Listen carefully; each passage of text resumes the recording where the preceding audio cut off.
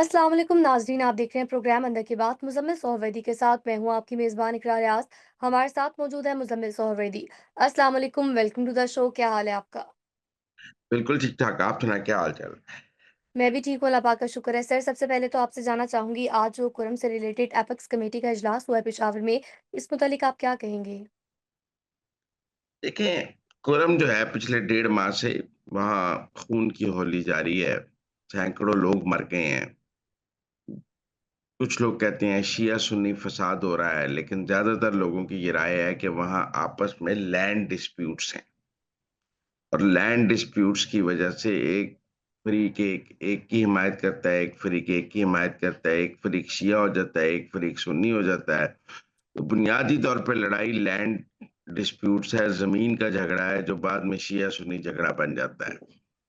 लेकिन पाक-अफ़गान बॉर्डर भी बंद है, सड़कें बंद हैं, लोगों ने बंकर बनाए हुए हैं, बंकर्स में ज़िंदगियाँ गुज़ार रहे हैं और इस तरह जो है वहाँ पे बिल्कुल हालात जो हैं एक ज वॉर ज़ोन बना हुआ है कुरम। और उस वॉर ज़ोन की वजह से गंडापुर तो वहाँ जा ही नहीं सके। हेलीकॉप्टर से दवाइयाँ पहुँचाई गई हैं, वहाँ लोगों को इलाज के लिए कुछ अवेलेबल नहीं है। और आज पंजाब हुकूमत ने भी वहाँ दवाइयाँ को वैक्सीन भिजवाई हैं, तो बड़ा ही खराब हाल है। आप समझिए कुरम का वही हाल है, लड़-लड़ के जो गज़ा का हाल है कि एक वॉर ज़ोन बना हुआ है। हुकूमत की रिट बिल्कुल नहीं है और केपी हुकूमत ने कोई तवज्जो नहीं दी क्योंकि इससे पहले कुरम में जब भी लड़ाई होती थी 6-7 दिन लड़ाई चलती थी, 10 दिन फिर वहाँ एक जिरगा-शिरगा होता था और सुलह हो जाती। लेकिन इस बार कोई 1 डेढ़ माह हो गया है, कोई जिरगा भी सुलह नहीं करा सका और लड़ाई मुसलसल चल रही है, सड़कें बंद हैं, बाज़ार बंद हैं, लूट-मार का बाज़ार गरम है। और वहाँ पर अब चूँकि ज़्यादा दहशतगर्द भी आ गए हैं, लिहाज़ा लड़ाई तवील हो गई है। मेरे ख़्याल में अब तंग आज लोग बहुत तनकीद कर रहे हैं कि गंडापुर ने मोहसिन नकवी को बड़ा खुशामदीद कहा है और उसके अलावा एपेक्स कमेटी के इजलास में फ़ौजी अफ़सरान भी मौजूद थे और उन्हें भी बड़ा खुशामदीद कहा है। तो गंडापुर की जान अज़ाब में आ गई है कि मेरा मतलब है उनका सूबा है, वो वज़ीर आला है और वहाँ डेढ़ महीने से लड़ाई जारी है, सैकड़ों लोग मर गए हैं, कोई पूछने वाला नहीं है। तो गंडापुर ने मजबूर होकर ही आज मोहसिन नकवी को गले लगाया है ना। अगर गंडापुर खुद वहाँ पर अमन कायम कर सकते होते, उनकी अपनी हुकूमत की वहाँ रेट होती, तो उन्हें मोहसिन नकवी की ज़रूरत नहीं थी। पहले तो तकरीरें करते हैं केपी असेंबली में कि हमें कोई ज़रूरत नहीं है, हमें ना यहाँ कोई फ़ौजी ऑपरेशन की ज़रूरत है, हमें ना कोई एफसी की ज़रूरत है, हम खुद अमन कायम करेंगे। और अब सूरत-ए-हाल ये है कि सैकड़ों लोग मर गए हैं, पाक-अफ़गान बॉर्डर की सड़क बंद है, लोग ट्रैवल नहीं कर पा रहे, ज़ख्मी अस्पताल नहीं आ पा रहे और हुकूमत कुछ भी नहीं कर पा रही। तो आज जो लोग गंडापुर पर इतराज़ कर रही हैं कि उसने मोहसिन नकवी को बहुत गले लगाया है, उसकी अपनी वज़ारत आला ख़त्म हो गई है, उसने गले लगाया है। पूरब में लड़ाई में मेरा मतलब है रेट ही कोई नहीं रही है, कोई हुकूमत ही नज़र नहीं आ रही है। तो वो क्या करते हैं? मजबूर हो गई केपी गवर्नमेंट ने मोहसिन नकवी को गले लगाया है ना और फ़ौज के साथ बैठे हैं कि अच्छा हमें अमन दे दें। अमन माँग रहे हैं ना। अब मैं समझता हूँ अच्छे फैसले हुए हैं। एक तो सारे बंकर्स गिराने का फैसला हुआ है यका उसके साथ-साथ वहाँ डी-वेपनाइज़ेशन का फैसला हुआ है कि लोगों से असला वापस लिया जाए। और वहाँ एफसी वगैरह तैनात मज़ीद करने का फैसला हुआ है, वहाँ फ़ौज फ़ौज भी जाएगी और वहाँ हुकूमत की रिट बहाल करने का फैसला हुआ है। मैं समझता हूँ को जो आज की केपी की एपेक्स कमेटी है, वो ये ज़ाहिर करती है कि सूबाई हुकूमतों को हर हाल में वफ़ाकी हुकूमत की ज़रूरत रहती है और कोई सूबाई हुकूमत वफ़ाक के बगैर चल नहीं सकती, वफ़ाक की मदद के बगैर चल नहीं सकती।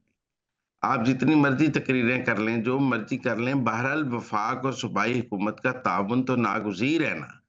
हुकूमत जी। चल ही नहीं सकती जब तक दोनों हुकूमतें एक-दूसरे से ताउन ना करें। तो के पीटीआई की हुकूमत को समझना चाहिए कि उनको बिलाखिर वफ़ाक के साथ चलना है। और ऐसा तो नहीं हो सकता कि जब भी उनकी वफ़ाक में हुकूमत नहीं होगी, वो वफ़ाक पर चढ़ाई कर देंगे, तो फिर सूबा कैसे चलाएँगे? सूबा तो नहीं चल सकता वफ़ाक की मर्ज़ी के बगैर। या वफ़ाक के ताउन के बगैर। तो मेरे ख़्याल में आज की एपेक्स कमेटी सबके लिए पैगाम है कि पाकिस्तान का एक निज़ाम हुकूमत है, उस निज़ाम हुकूमत में सूबाई और वफ़ाकी हुकूमत को आपस में मिलकर चलना है। जो लोग गंडापुर और उसकी मोहसिन नकवी की तस्वीर पर बड़ा एतराज़ कर रहे हैं और मैंने पीटीआई ट्रोल्स देखे हैं, वो कह रहे हैं कि गंडापुर ने 26 नवंबर का खून बेच दिया है। गंडापुर ने मोहसिन नकवी को गले लगाकर 26 नवंबर का खून बेच दिया है और मोहसिन नकवी तो हमारा कातिल है और आपने उसको कैसे। उनको समझना चाहिए कि वो उनका सियासी बयानिया है। असल हकीकत ये है कि कुरम में अमन नहीं हो सकता वजीर दाखिला जब तक आपके साथ ताउन नहीं करेगा। सूबाई हुकूमत बेबस हो गई है। आपने अपनी बेबसी में मोहसिन नकवी को गले लगाया है। आपकी हुकूमत मुकम्मल तौर पे बेबस थी और उस बेबसी की वजह से आपने गले लगाया है, वरना आप क्यों गले लगाते? लेकिन इससे जी। पहले भी गंडापुर जो है वो मोहसिन नकवी को कई बार गले लगा चुके हैं। वहाँ फौजी के वो कहते हैं मैंने एस्टेब्लिशमेंट के साथ ताउन करना है। मैंने पहले भी कहा है कि गंडापुर के 2 चेहरे हैं। एक चेहरा वो जो पीटीआई के लोगों को दिखाते हैं तकरीरों-शकीरों में, एक उनका अमल है, जो अमल जो है वो हुकूमत चलाने के लिए वो एस्टेब्लिशमेंट से भी ताउन करते हैं, वफाक से भी ताउन करते हैं। तो इसलिए मेरे ख़्याल में जो लोग एपेक्स कमेटी के इजलास में मोहसिन नकवी और गंडापुर की तस्वीर पर एतराज़ कर रहे हैं, उनको समझ होनी चाहिए कि निज़ाम में हुकूमत चलाने के लिए इकट्ठे बैठना भी पड़ता है, एक-दूसरे को गले लगाना भी पड़ता है। इनका क्या ख़्याल था गंडापुर मोहसिन नकवी को देखते ही उसको गिरफ्तार कर लेगा? वो जो पहले कहते थे कि हम केपी में पर्चे दर्ज करेंगे, हमारे लोग मरे हैं, हम उनके खून का हिसाब लेंगे और हम केपी में पर्चे दर्ज करेंगे। तो आज वज़ीर दाखिला केपी आया हुआ था, आप पकड़ लेते, अंदर दे देते उसको। आप पुलिस को कहते इसको अरेस्ट कर लें। हमने 26 नवंबर के मुकदमात में वज़ीर दाखिला गिरफ्तार कर लिया, ज़रा करके देखते ना। आपकी हुकूमत चल सकती थी। आप वज़ीर बिल्कुल। दाखिला को गिरफ्तार कर लेते। तो बातें करने की और हैं और अमल अ कुछ और है। अमल कुछ और है और अमल वो है जो पाकिस्तान का निज़ाम हुकूमत कह रहा है। गंडापुर चाहते हुए भी वो काम नहीं कर सकते जो वो कहते हैं। उन्हें पता है निज़ाम मतलब अगर वो हुक्म भी दे देते गिरफ्तारी का तो क्या गिरफ्तारी हो जानी थी? नहीं। नहीं हो सकती थी। मेरा मतलब है तो इसलिए मेरे ख़्याल में एपेक्स कमेटी के इजलास को आज एक पाकिस्तान में जो लोग कहते हैं ना पाकिस्तान में कोई निज़ाम हुकूमत नहीं है, ये बनाना रिपब्लिक है, उन्हें नज़र आना चाहिए और जो लोग कहते हैं ना वफ़ाकी हुकूमत का कोई असर और रसूख नहीं होता, वफ़ाक तो बड़ा कमज़ोर होता है, 27 किलोमीटर की हुकूमत है, इस्लामाबाद से बाहर वफ़ाक का कोई असर और रसूख नहीं। वो आज देख लें कि की हुकूमत वफ़ाक पर कितनी मेरा मतलब है कि डिपेंडेंट है और किस तरह वो वफ़ाक की कितनी मोहताज है। ज़रूरत है।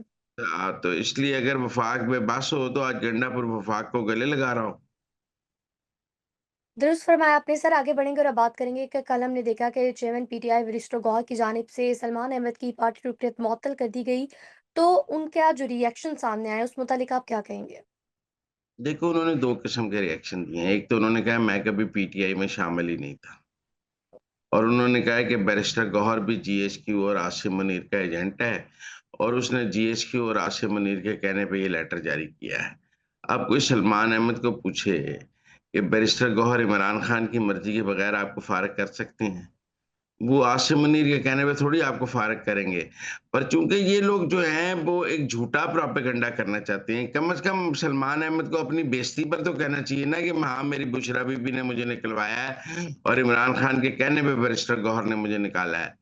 वो कही जा रहा है कि मुझे तो बैरिस्टर गौहर ने जो कि जीएचक्यू का एजेंट है और आसिम मुनीर का एजेंट है, उसने मैं चूँकि आसिम मुनीर के खिलाफ बहुत बातें करता हूँ और बहुत वोकल हूँ, लिहाज़ा उसने जीएचक्यू में आसिम मुनीर की डायरेक्ट इंस्ट्रक्शन पर मुझे पीटीआई से निकाल दिया है कोई गल मनने वाली?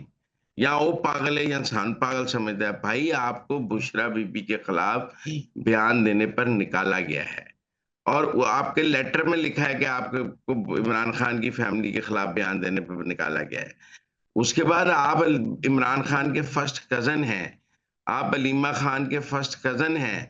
उन्होंने आपको घर से निकाला है, आपको अपनी फैमिली ने घर से निकाला है, आप वो भी आसिम मुनीर पर डालने की कोशिश कर रहे हैं। वैसे आज तो अजीबो-गरीब बातें हुई हैं।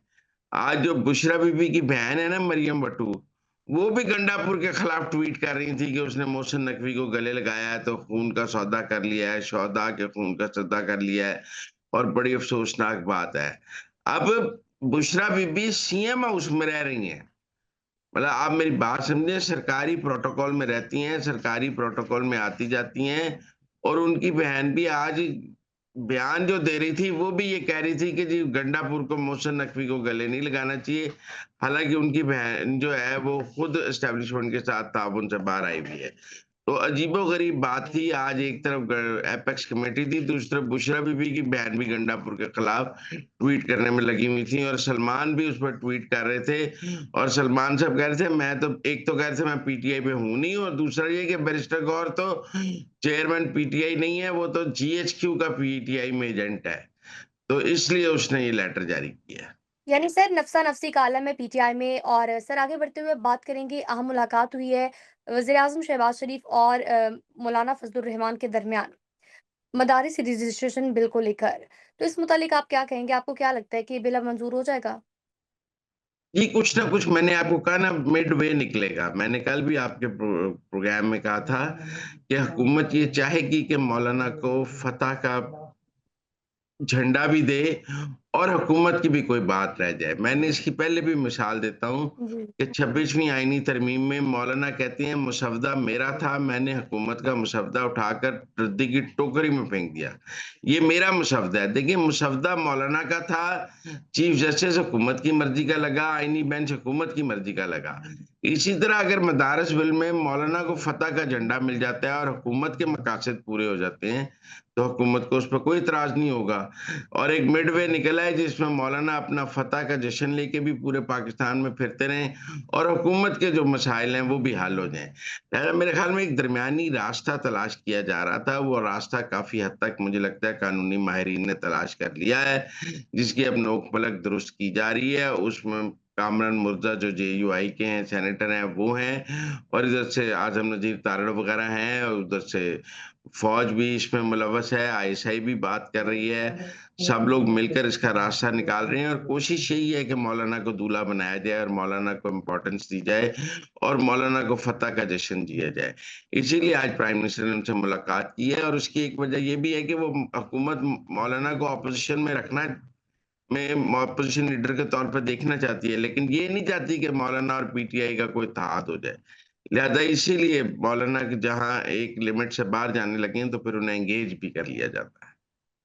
तो नाज़रीन ये थी आज के अंदर की बात। आपसे मुलाकात होगी अगले प्रोग्राम में। तब तक के लिए हमें दीजिए इजाज़त। अल्लाह ने के बाद।